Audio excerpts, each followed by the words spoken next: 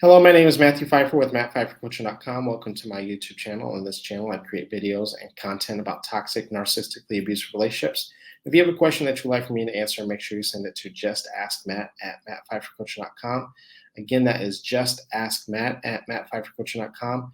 Just make sure you keep the email 2 to 3 paragraphs max, and you're also very direct and to the point of what your question actually is. If it's too long, if it's too lengthy, unfortunately, I will not be able to get to it. Also, make sure you hit the subscribe notification and the bell notification so you're notified each and every time I upload a new video. I upload new videos on this channel 5 days a week, Monday through Friday. With all that being said, let's get into today's email. So today's email comes from a person who is struggling with a narcissist, and this person is asking, can I ever let my guard down about my narcissistic ex? Will they eventually truly leave me alone? And I can't tell you how many times someone has asked me this question. And it depends on a lot of different things. If you have children, you are pretty much stuck with, at the very least, communicating, even if it's on a minimal basis, with the narcissist. Now, I'm going to assume in this email that this person is not co-parenting, because usually people who are co-parenting with the narcissist usually say that right up front. So I'm going to assume, and I'm going to answer this question as if they don't have children, that they're not sharing and co-parenting with the child. So it depends on a lot of different things. If you are still talking to them, and this is something that is very common, a lot of times people who struggle with codependency and people pleasing, they don't want to be the bad guy. They want the narcissist to be the one who leaves them. They want the narcissist to be the one who breaks up with them and does all the hard work, does all the dirty work.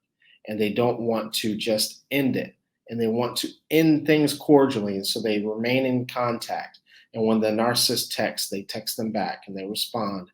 They pick up the phone calls. They still allow for the narcissist to come over, and they still hang out with the narcissist. And they might tell the narcissist, I don't want to get back with you. I don't want to be with you anymore. So they're setting the boundary, but they're not enforcing the boundary. At some point in time, we have to end all contact. And yes, that means that you're going to be the bad guy in the story. Yes, that means that they're going to think of you as the bad person and as the villain in the story. And that is completely okay. And we have to get used to that. And we have to be okay with that. So the problem in most situations where people are asking this question is that we have to really actually go no contact. We have to really actually not pick up the phone. We have to really actually not respond to the text messages. One of the things we have to understand about toxic and narcissistic people is that even saying like fuck off is too much communication. Hello is too much communication. Please leave me alone is too much communication.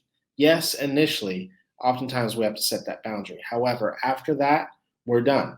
So even if they're responding, I don't care if they're sending you nice messages. I don't care if they're sending you fucking bitch, ass, cunt, whore, this and that, whatever. We're not responding. I don't care what witty response that you have for them that you're really going to get back at them, right? Because I understand that narcissists can really push your buttons. They're calling you a deadbeat if you're a guy, whatever the case is. You can't give them the response. Here's why. People who are narcissistic, all they need and all they want is the emotional response.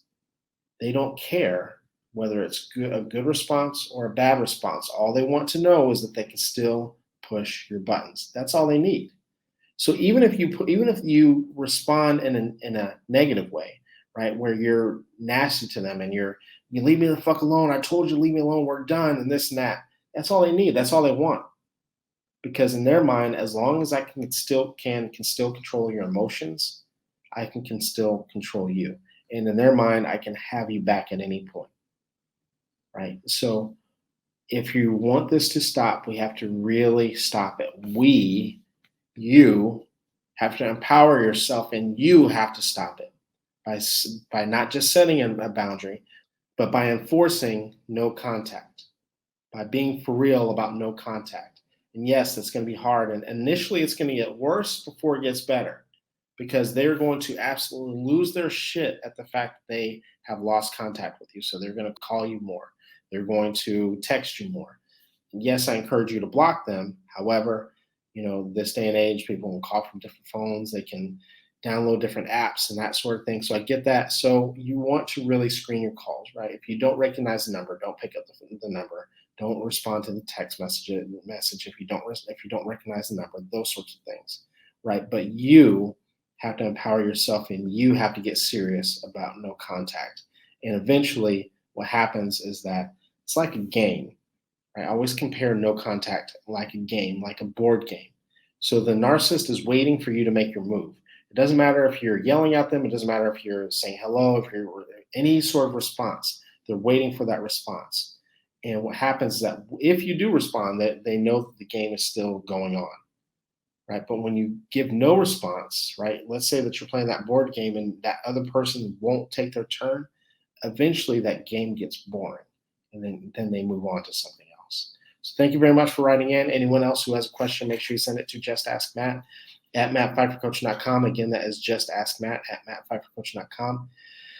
Just make sure you keep the email 2 to 3 paragraphs max and be very direct to the point of what your question actually is. And with all that being said, thank you very much, and I will see you in the next video.